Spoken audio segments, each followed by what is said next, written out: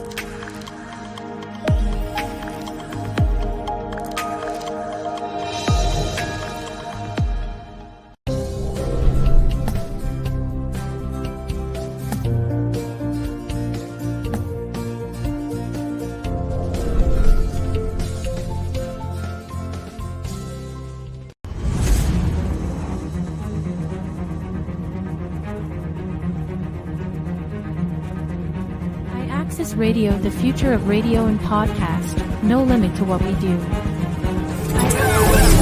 Access Radio, WIAX, the future of radio and podcast. No limit to what we do.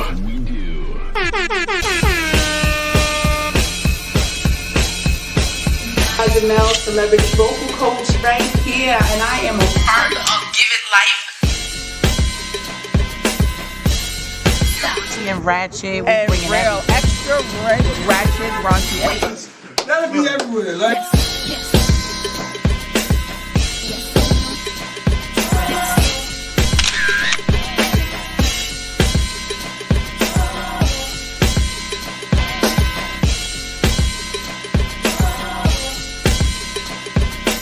What we got coming up?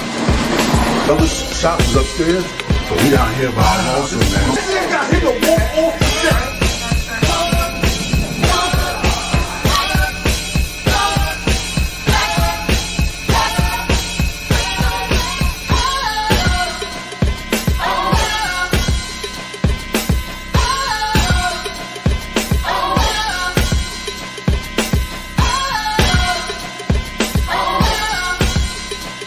We need that up.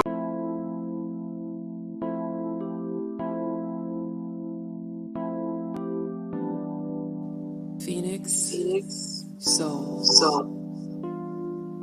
clarity and connection through conversation.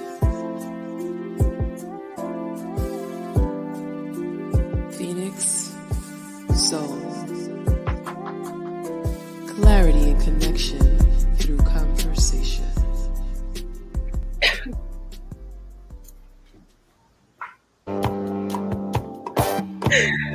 I was trying.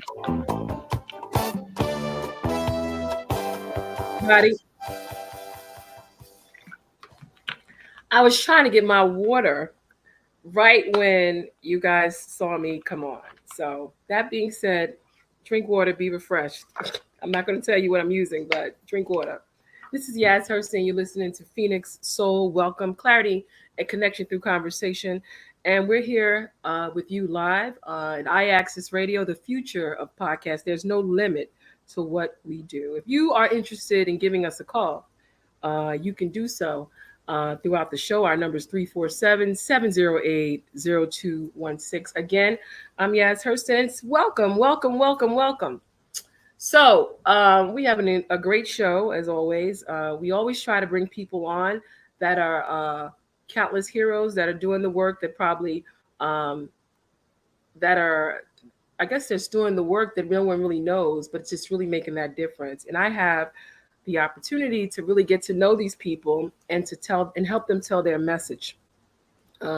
So with us today, wait, before I begin that, let's see where we are. Oh, big shout out to a couple of people and a couple of friends.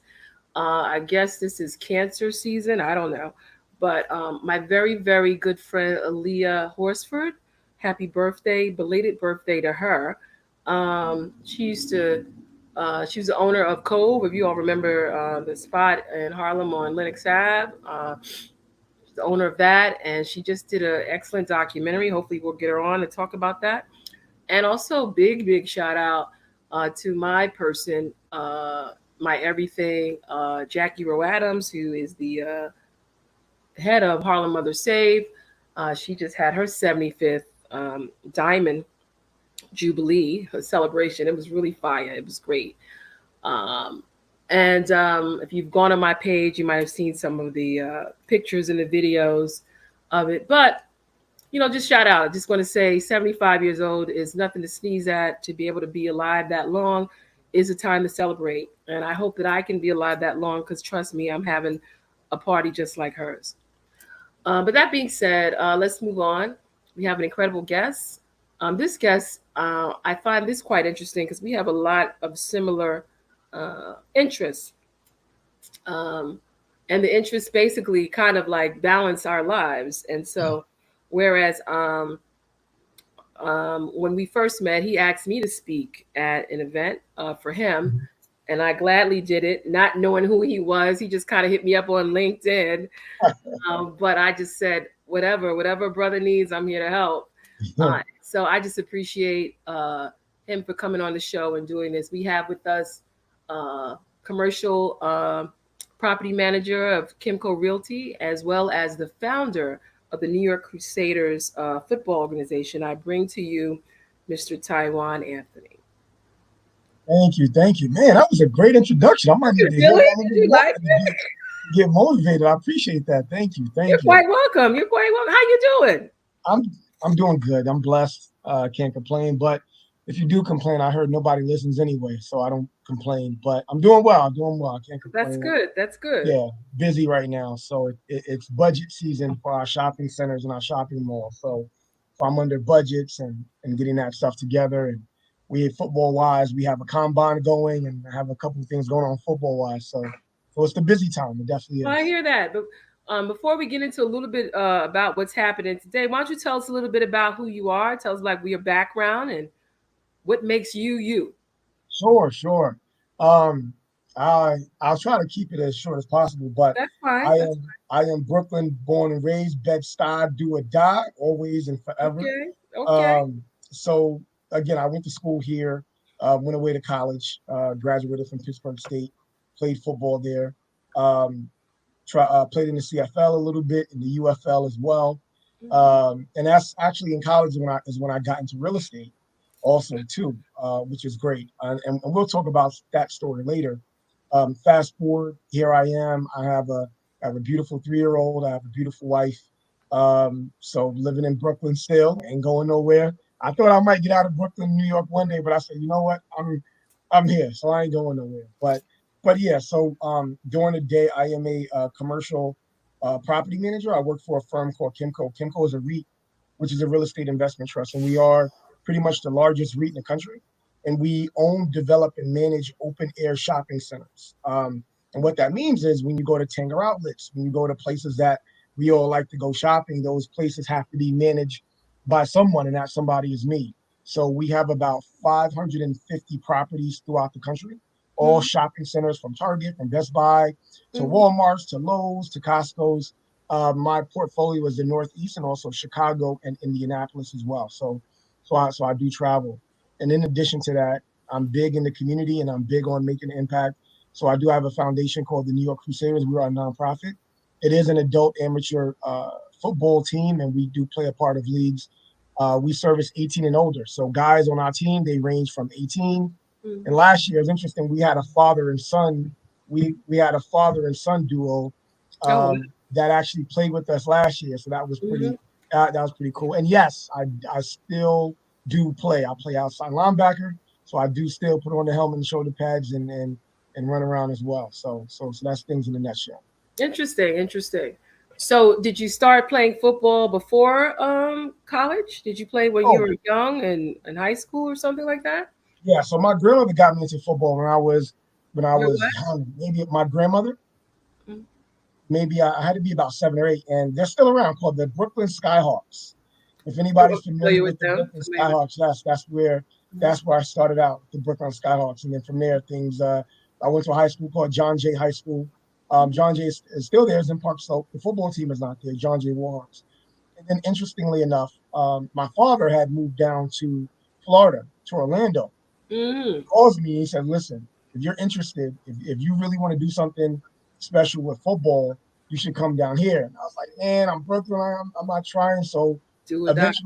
eventually he talked me into it, and I Mhm. actually moved down there to Florida, which was Mm. a good choice, and then I was happy. But I'll tell anybody this, and as I'm older, because I didn't have anybody guiding me, the Mm. myth that football is dead in New York City is so untrue is not even funny, right? Mm. If you are a good athlete, if you're a good young man, a good person, if your grades are decent, you're an athlete and you're talented, programs are going to find you, no matter if you come from, Right.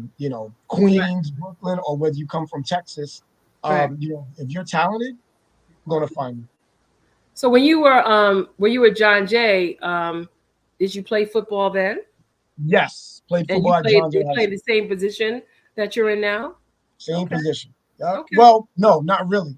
So I Okay. played. So I played tight end a little bit. Oh, okay. Sophomore year, I played tight end, and then when I went to Florida, it was strictly defense, strictly DN and outside linebacker from there. So So what do you think football did for you? Did it change your life, or do you think it changed the trajectory of where you were going, where you were in football in New York or football in Florida? You think that made a difference for you? well, no, I would say that it didn't make a difference. It was the difference. Football didn't change my life. Football is my life. Was my life. That's it. There's really, and even now, and even now, I still take the same thought process to it. Especially when you go to college and you play at a higher level. So I went to West Virginia first, and I transferred and went to Pittsburgh State. And I think from there, and I'll tell people this, football on that level is so much different. A lot of my young men, they play at this level, right? They call it semi-pro, adult tackle, whatever you want to call it. We practice once a week. It's very different.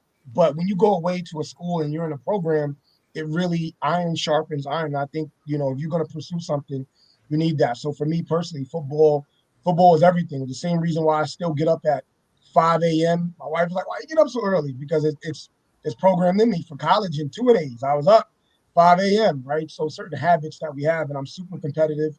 I could be playing my 3-year-old son, GI Joe toys. I want to win. I'm just competitive. So I think it's important to have that. And for me, football was everything. It definitely was. That's great. That's great. So moving into commercial real estate, there's so many levels to this, and there's so many ways to get in real estate. What there's, like you said, development, building, and managing. What made you go into the commercial aspect of it? Good question. So I didn't start out wanting to get into commercial. I didn't know what commercial was for a long time, right? Didn't know what it was. And here's a funny story. So when I was in college, I was at football practice, and a Mm. friend of mine from South Carolina, he says, "Hey, my father came down here and he bought up some property." I was like, "Well, how the hell he do that? How did he do that? Talking Right, about?" right, right. He said he went down to the local courthouse. I was like, this guy crazy, but it intrigued me. So what I did the next day or next week, I can't remember. I went down to the courthouse myself. And yes, at that time, I was a young kid from Brooklyn. I had my fitted hat, I had my braids going, right? And Wow, mind you, you had braids. You had braids back yeah, then. braids. Wow. I had to listen. My braids was tight. I had the Allen Iverson braids, the Of course you bonefish did. Of braids. course you Of did. course, I had to, right? So, so I go down to the courthouse, and this is, we're talking a while ago, right? So it's before iPhones and all the other stuff. So I go down and I ask the lady, "Hey, do you guys have properties for sale?" So Mhm. she looks at me, and mind you, this is in the Midwest. This is in Kansas and West Virginia. This is the Wow. Midwest. So she looks at me like, "What you talking about?" So she gives me this. She takes out and gives me this big book. Boom, and lays it on the table. So I'm looking through it, and I'm like, "Well, what is this?" She's like, "These are the properties that you asked for." So what are you talking about? She said, "These are the tax liens." She said, "These are you asked for property." She said, "These are everybody. This is everybody who hasn't paid their taxes within the last 2 to 3 years." I said, "Wow, okay. What does this mean?" She said, "Here, Wow. 3 months, come Mhm. back to this court date." I said, "All right." So what I did, so I took that book and I had the handheld camera because again, iPhone wasn't out yet. I'm dating myself. iPhones wasn't out yet. So I looked at each property on that list and I went by and I recorded each property, right? I recorded each and every property in the jurisdiction. So what I did 3 months later, I come to the courthouse gate that the lady was talking about because I didn't know what I was doing, but she said come with cash. I think I had about like $3,500 in my pocket. That was it, $3,500. So I Wow. go there. Again, still got my braids, fitted hat. I had on my Jabot jeans. If anybody remember Jabot, I had on my You're really Jabot dating jeans. yourself, Taiwan. No, I like Jabot. I had on my Jabot jeans, right? That's the 90s. So I go there. So I 2000s. go, and in this courthouse, I'm the only person there. I'm the only person that looks like me. I'm in my early 20s, early 20s. Yeah. And there are, businessmen there and different kinds of people.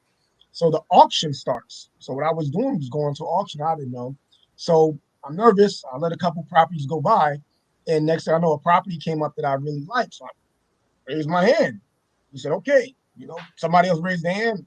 So I raised my hand. Long story short, at the end of that auction. How much did you start at when you raised your hand? So that one started that was a piece of land that started for $500.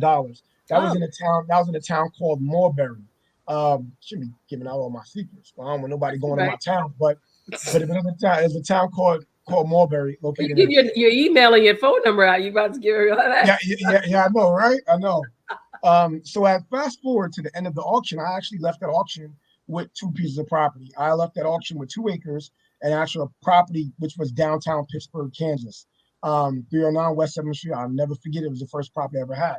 So I go up to the front and they write you a deed. Now here's the thing. You have 2 things when it comes to buying taxes. I didn't know this then. You have a tax deed state and you have a tax lien state.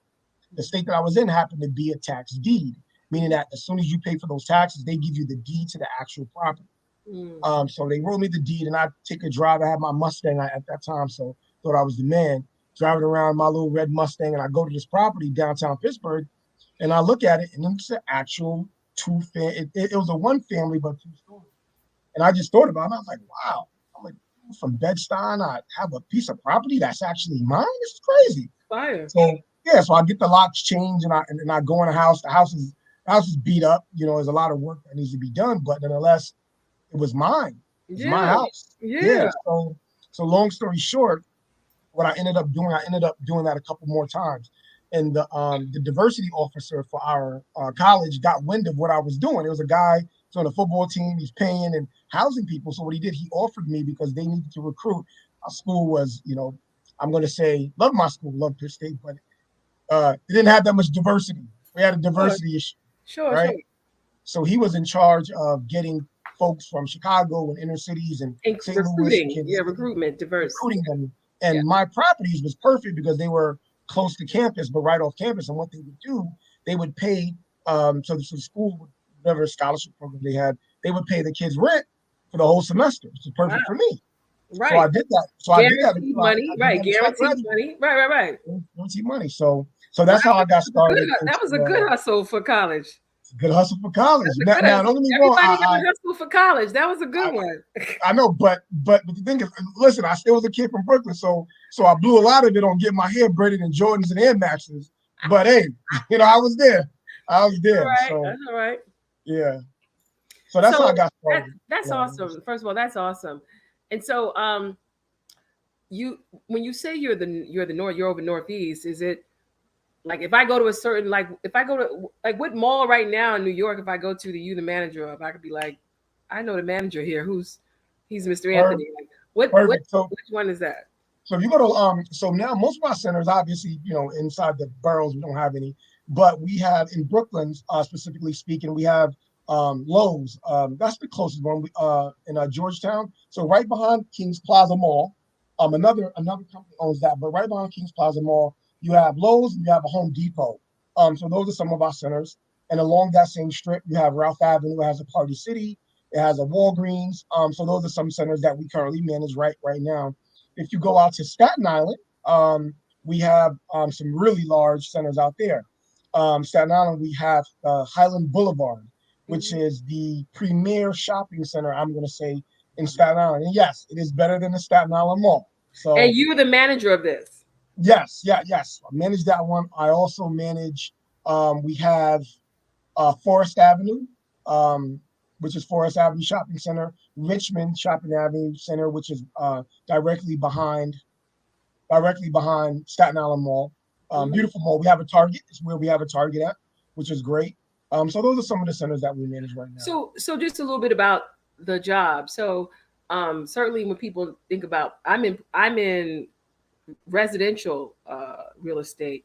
So, a lot of this stuff is dealing with I guess our customers, our clients are residents, and we are catering to their needs. So in commercial, like, how does that work? Are you seeking, are you recruiting, I guess, occupants, and are you responsible for making sure that they are good? Like, how does that work? Yeah, so it's interesting that I tell, just like in real estate in general, right? There's a diversity issue. I always try to encourage Black and brown folks to pursue a career in not just real estate, but also in commercial real estate as well. So what we do from day to day, I'll say this: the property manager, you treat that site like it's yours personally. You manage everything from tenants moving in to leasing to if there's a leak in the foyer somewhere, you manage everything. I would say the day to day is 50% on the road and 50% in the office as well. So there's a certain aspect of, you have to meet and greet your tenants. You have to physically be there. You have to check on your tenants. They have to know that you're a real live person and not somebody that you're just talking to over the phone or via email. And then there's the admin portion of what we do as well. Invoicing, got to pay bills, things of that nature. So I would say that's the responsibility. The property manager does everything, and you'll have different departments from when a tenant moves You have in. staff. Yeah, I was saying, Yeah, you have a staff and build outs, but the property manager touches every aspect, contingent on how big the firm is, how big or small. Some may have a separate leasing department. I've been at commercial firms that we were the leasing agents as well. We got it leased up. Some firms will have a construction department. They'll be in charge of doing the build out. Once the tenant moves in, white boxing it and making sure that you're handing over a good product for a tenant to move in. So, but yeah, it gets very detailed. So how important is it as a commercial property manager that you work with local businesses that can probably benefit or from your presence and in their communities? So I don't know how many businesses maybe from Staten Island, or how many suppliers may come from Staten Island, or how many of your construction team members. How important is that for you or for KINCO? It's a good question. For me personally, it's super important, right? And it's interesting that you asked that, because when I go to places, people never ask me anything. They never ask me. People just don't ask me, right? And I think I'm a fairly good resource, so I'm not sure if people don't understand or don't know, but they never ask me, anything. Again, not sure if it's just that, hey, I really don't know, so I'm not going to ask. But one thing I will say is this: while a lot of shopping centers, they'll definitely have an anchor tenant, right?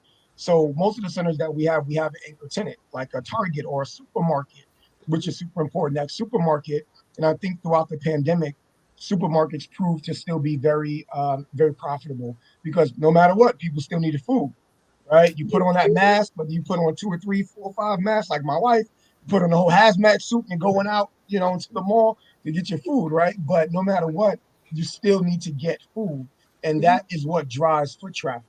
So once you have the center that has foot traffic, then you can have your smaller mom and pops. And I think it's important for the mom and pop shops to understand that is, all the time, you may not want to be in a center that have other mom and pop shops.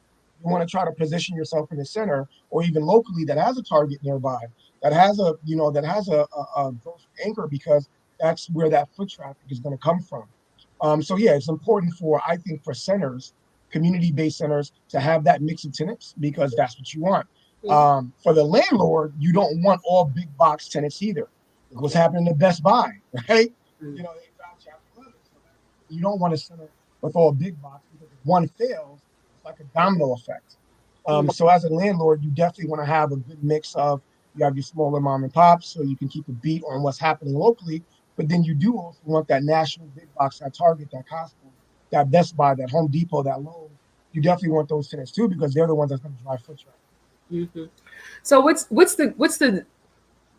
the line of success here for you? So you got in, you're now Northeast, which is incredible. I mean, I'm what's the states that cover that? Because I was going to ask you about some other ones along I guess when I'm driving along 95 Mhm. to Rhode Island, there's been quite a few different malls along there. Yes, Is we that have a lot. Yeah, you? we have a lot.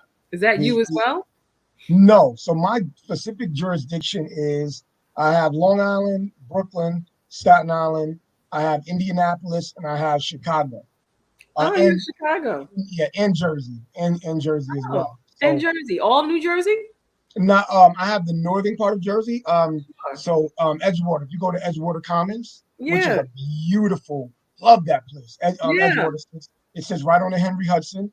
yeah. Um, yeah. So that's a Kimco site. I've managed that for two That's years awesome. now. Okay, Yeah. So that's where my reach. it's a beautiful one. Yeah, it's It's beautiful. amazing.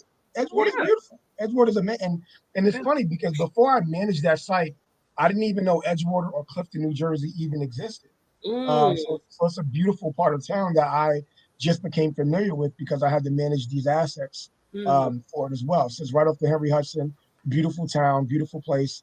It's amazing. And even there at Edgewater, I had to go to a community board meeting because we were getting a deal we were having, needed to get a variance for a Sure. bump out, for a carve out that we were doing. And, you know, I'm used to community boards. I've been on the Bed-Stuy community board for, you know, 12 years. I think I came off the board maybe last year.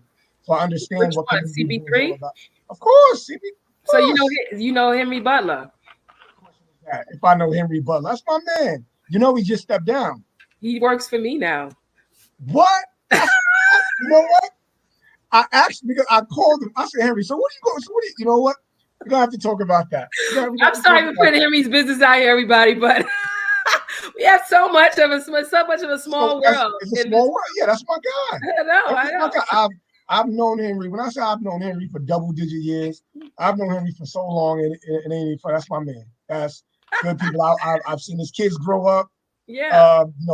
Miles, the kids there, going off to college now. So it's crazy because I Going to remember them Morgan when they were. State. Yep. Yeah, I remember when they Small were little. world. Very Always small small world. world. Small world. So when you had to go, you were saying, I'm sorry, you were going to the community board for variance in Edgewater and what?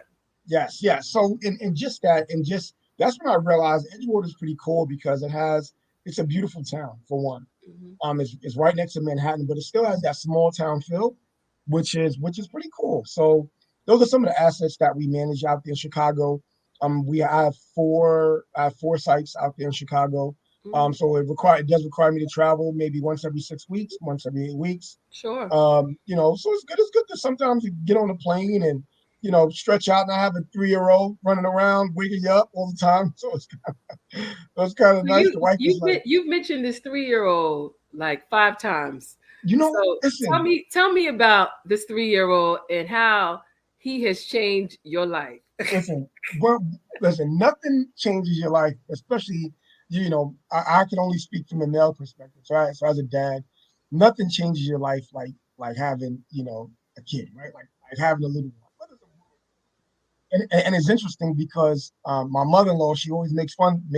Mind you, I grew up playing football, outside linebacker. I made a little living off of knocking running backs down, sacks, Sure. tackles for losses, Sure. all of that stuff, right? Made it still run around getting it, right? Bench press, weight room, the whole works. Mhm. But when I was in that delivery room watching that kid come out, I have never cried that much in my whole entire life, ever. Wow.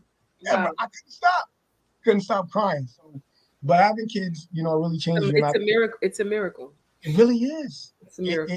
It really is. And I know for me, And your wife should be commended for that. That's an incredible feat. I tell her I couldn't do it. I couldn't do it.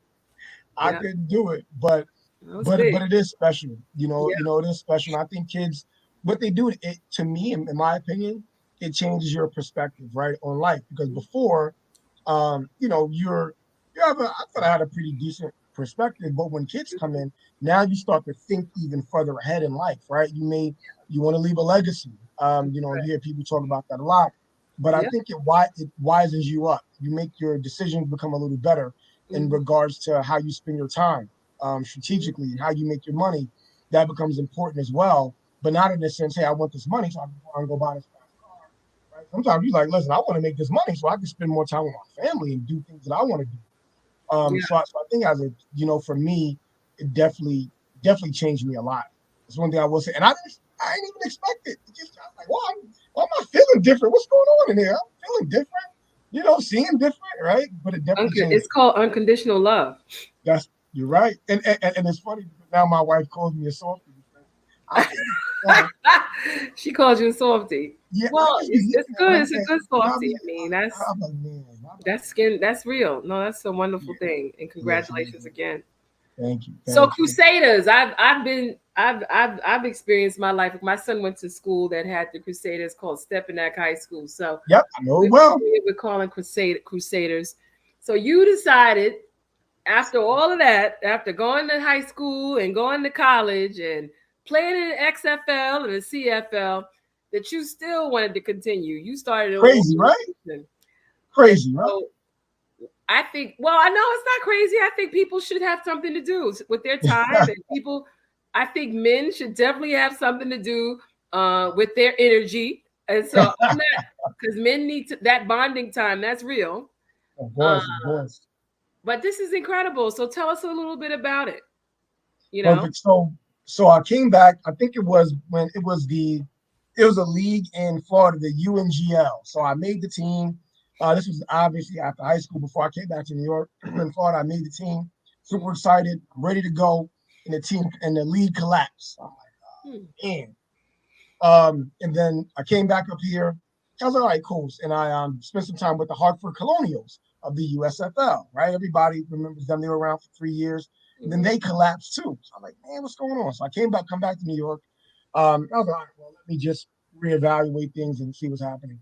So I played with a couple of teams around, and I was like, I really didn't, really wasn't filling the void for me. So I decided to come up and create the New York Crusaders. And what I've decided to do is mimic the Crusaders after the college experience that I had.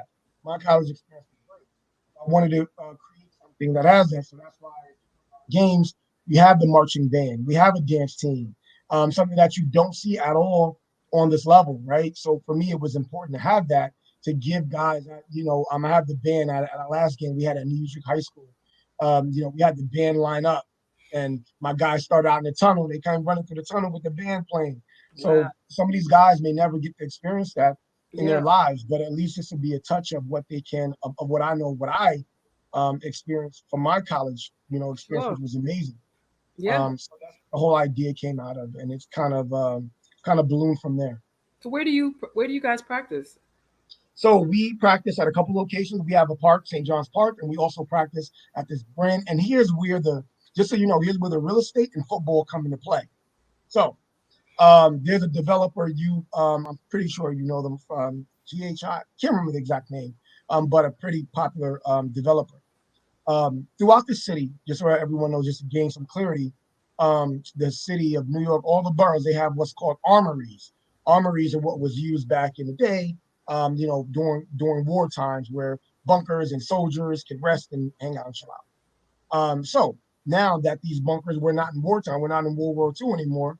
What do you do with these bunkers? Some of them are men's shelters, like the one on Atlantic in Bedford, and others serve as. So the one in Crown Heights was redeveloped into a sports facility, along with residential housing. So that's one of our practice fields. Is a brand new indoor facility turf that was repositioned into a community space that has dance class, it has basketball courts, has an Olympic-sized swimming pool in there as well. So that's the indoor facility that we use for practice, and it's been great. So those are the two locations that we practice. We play our games at mostly Brooklyn Field. So we have Franklin K. Lane High School, New Utrecht High School, South Shore High School, Boys and Girls High School. Those are some places that we played our games in as well. Big shout out to Clive Harding. That is my man. That is my. See, look, we know too many of the same people. I'm just letting you know that. We work together too. Real estate and football go together. Well, first of all, so many of us, we spend a lot of time working with young people, trying to get them engaged and, making sure we share resources with them. And so, sports is always something that doesn't disappoint, And so the story with Clyde is that his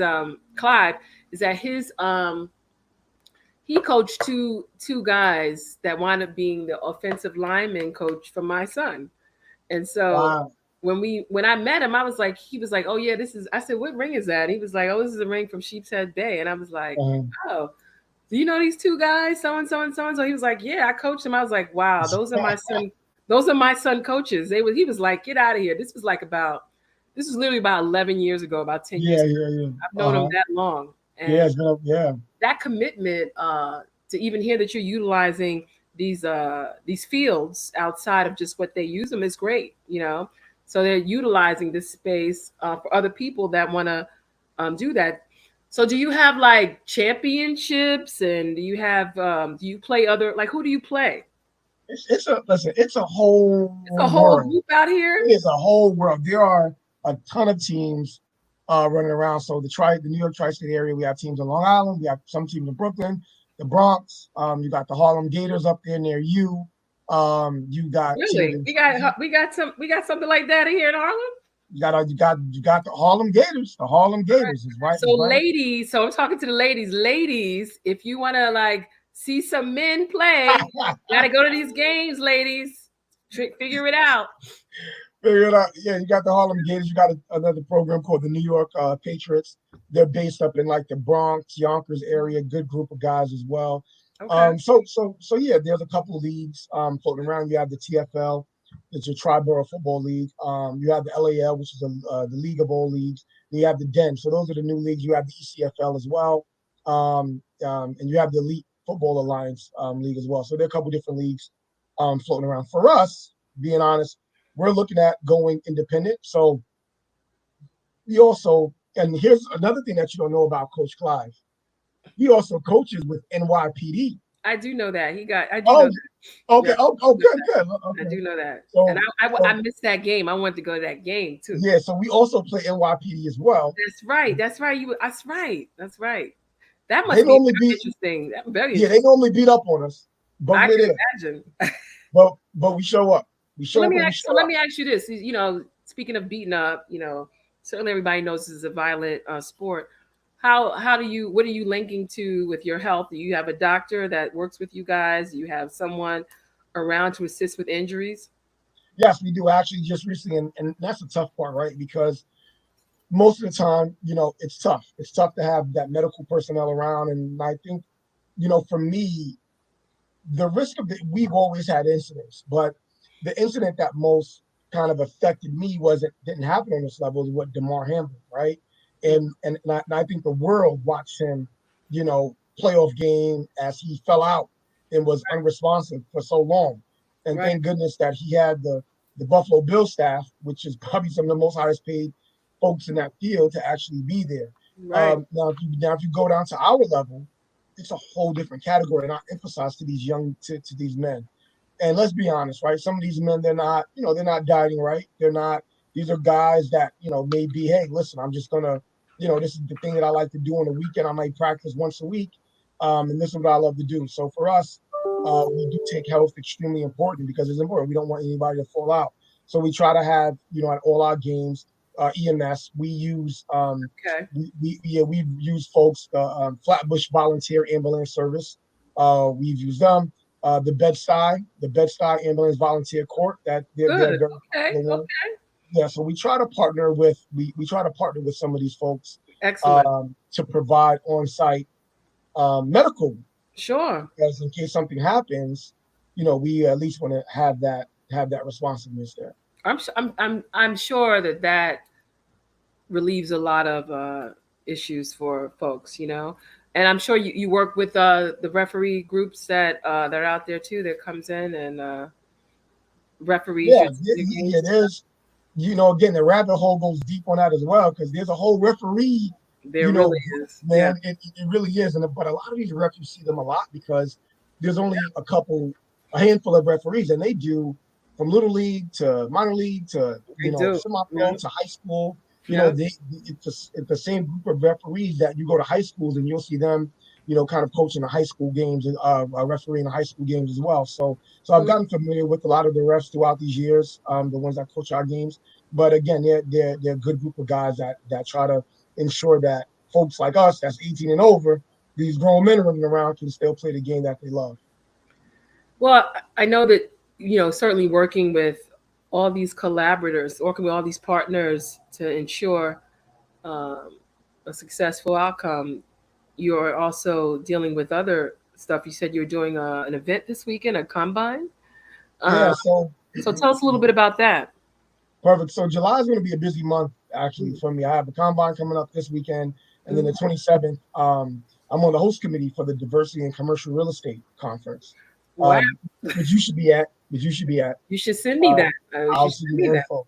So yeah, so this week coming up, Saturday at Poly Prep High School, we have our combine coming up. And what this combine is, it's a traditional combine, right? The same thing, and you're familiar with the drills. I mean, you run the 40-yard dash, you do the bench press, you do the L drill, you do all Who's those. it for? Is it for your age group? Good question. No. So at this combine, and we will have combine specifically for, the guys in their 30s and up. But for us, let's just chill out for a second, right? Let's chill out for the 30-year-olds, right? So this is for the high school kids that are juniors, seniors, and 1 to 2 years removed for high school. This is giving these guys the opportunity that haven't been looked at, who's not on anybody's radar, to give them another opportunity to be seen. I know the Coach Weaver, if he's listening, hoping that you could come down, Coach Weaver, from Army. So Coach Weaver's up at Army at West Point. And we actually played them. We actually played the JV squad of West Point last year. They put a beating on us. Lord. So who do y'all beat? Who do you beat? Who did y'all beat? Who have y'all beaten? But here's the thing, right? I really believe I love the cavalierness, but who do y'all beat? Well, here's the thing: it has to be evenly yoked. Listen, Army, not only one obviously is a military school, they practice every day. So for us, and we know what the challenge is. We played, and we also play college programs. So we played Thaddeus Stevens, we played Lackawanna, we played Williamson Trade. You played JUCOs? Yes, we played Monroe. We were up in Monroe. We almost beat Monroe, actually. We almost beat them. We almost beat Monroe. But we like that challenge because, again, like I said, I love it. I try to mimic this. I try to mimic this program and give it a college football feel, a college football experience, and playing those teams. But going up there to West Point was an amazing experience. We went to the campus. Mm-hmm. I mean, driving through there was just amazing. And you know what? We were pumped. We came on the field with them. We seen these guys. We were like, yeah, man, we want to see these guys. And then 5 minutes into the game, we realized it ain't gonna happen.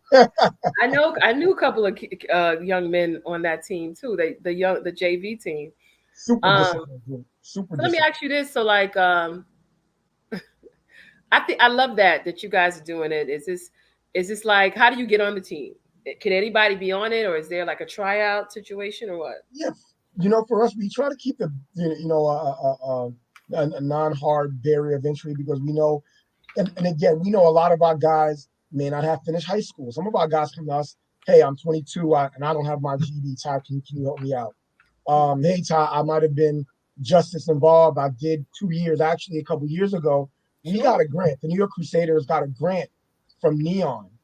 Neon is basically, you have Neon Arts, which was big, but they created a division called Neon Sports, where individuals that were justice involved, maybe they got in, maybe they were running with the bad crew, and an alternative for their probation was for them to come with us. So we got a grant for them right out of Boys and Girls High School, and we were running a program for Neon, and we had a Neon Arts, Neon Sports athletes, and it was great. We had a lot of these, young men, older, younger, in between, that were justice involved in some way, but they came down and they were part of the program. So it was great. But yeah, we get anybody, and the qualification is you have to be dedicated. You have to come down. You have to commit yourself to practice. Obviously, we have paperwork to fill out as well. But once you do that, and we have services. So if you need a GED, we try to refer you to that. If you need a job, we try to refer you to a job program. If you want to go back to school, go back to college, whatever it is, we try to provide that. Is there a fee to become a part of this? So we had a fee of last year. Our fee was $50. $50 to be a New York Crusader. That was our fee. That's not, and that comes with the uniform and everything. Comes with the uniform and everything. Travel to games. These guys, they love their social media, come with all your pictures and video, so you can send it to your lady and say, "Hey, look at me running around, babe." So it comes with all that. Wow, that's fire. So let me ask you this: if there's a, I know you talked about the event coming up in July. Are you hosting that? Are you participating in that commercial real estate conference? Yes. So the conference is in its fifth year, I believe, it's in its fifth year. And the cool thing about it is what I call the gathering of all the best Black and brown real estate developers in the country. Mm-hmm. One place we gather at Columbia University, right in the city. That's close, not too far from you. Right at Columbia, and it's gonna be a 3 day. It's gonna be a 3 day event, which is gonna Mm-hmm. be great. So we have some good speakers. I think Don Peebles is slated to be there as well. So Mm-hmm. this will draw all the major developers in New York Yeah, City. send that over. Of We'll course. share that with our team. Yeah, actually, the panel I'm on, you may be interested. So I am moderating the access to affordable housing panel. Oh, Uh, this is interesting. yes, yeah. So I'm going to be moderating that panel as well. So I'm actually looking forward to that also. Right, right, right. I will say that if you could talk a little bit about how, if you think real estate has changed. From my perspective, I've always been more into community development. Right, we talked about this where the focus, the center is the resident. Right, is the person that lives there. There's some, there's now some changes, I guess, because of the industry. It's all about the money, right? It's all about the numbers. Do you find that the resident gets lost in any of this these days, or what? Yeah, it's interesting dynamic. And here's what it is. And I'm just going to be real. At the end of the day, numbers numbers do matter, right?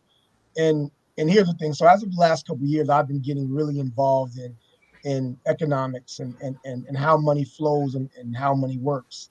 Um, Obviously we all know how deals get financed. You go for a mortgage for your house, you go to a bank. Um, and those banks have billions and trillions of dollars. So at the end of the day, we have to always, keep that in mind. And here's what I mean by that. So as a resident, you have affordable housing, and to develop that, so you have, X amount of houses and X amount of units and X amount of people to fill that. So we come with the issue which is why places like Chicago, LA, New York, Miami's, all of them will run into affordable housing issues. Now, when I was in West Virginia, hey, when I was in Kansas, hey, it was housing for everybody. What house did you go, right? But we live in a city of 8 million people, maybe even more. So obviously we don't have 8 million units for every single person. And that's where the issue comes into play. I do believe that within the last couple of years, and it's a balance because it's a balance of free market, right? And then it's a balance of rules and regulations. And I Hmm. truly believe that we do need both. You don't want to overregulate the industry because then that will stifle growth. And then you can't have a place that runs rapid because then landlords, and we know that people will take advantage, overcharge rent, kick people out whenever they want to, that Hmm. sort of stuff. In New York City, I think it's in a situation where it's above and beyond. I'm going to say, not in terms of, hey, we're better than, but our problem is specifically unique to New York because of the way we are. Our problem is different than Miami. Our problem is different than LA. Our problem is even different than Chicago because of the way we're set up, the amount of people that we have here, the demographics, and just the way the boroughs are laid out and housing is laid out. So there's no book that we can flip to say, hey, here's how we solve this affordable housing problem.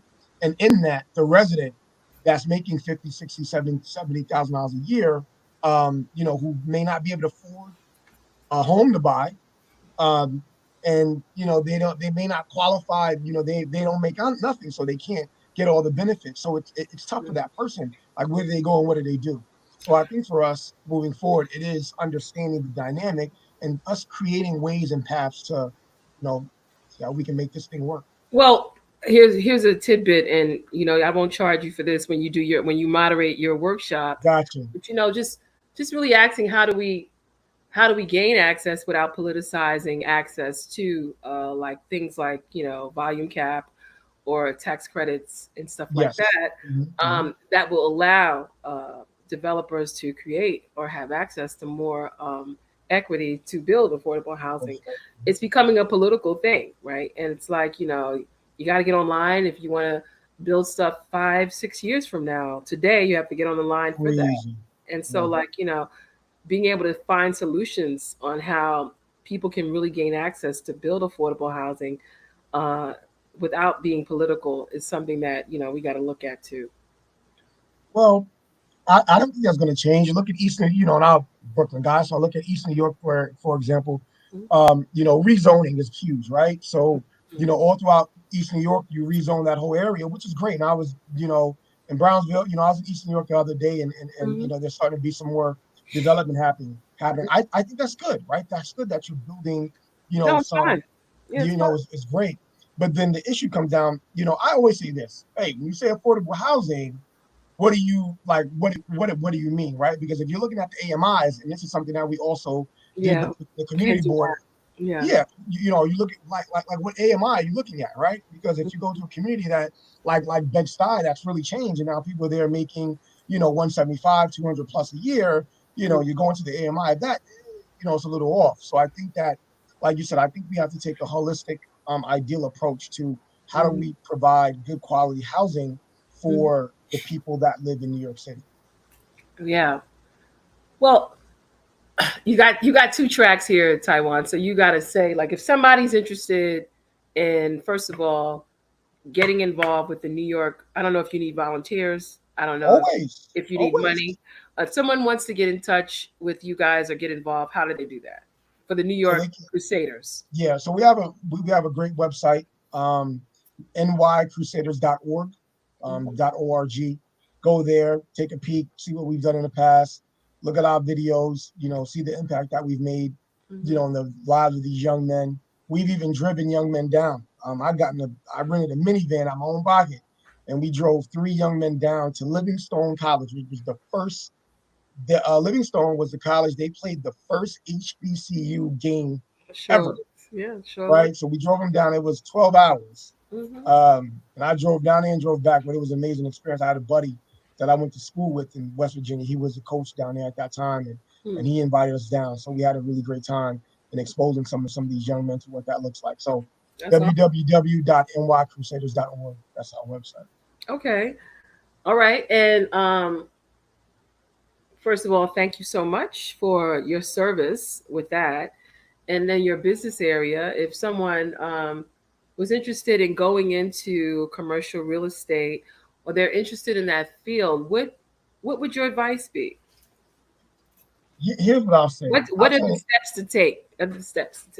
Good. I'm a big believer in networking and being involved. And I know for me, sometimes just being in the circles, like with NIRAC, which is the New York Real Estate Chamber. I've been involved with them for like 10 years plus. I remember being a little guy, not knowing much about real estate, but just tagging along because I had an interest. And one thing I will say is this, expanding the mind, meaning that most of the time when I tell people I'm in real estate, the only thing I hear is, "Oh, I'm looking for an apartment," right? I'm like, I don't know nothing about no apartments.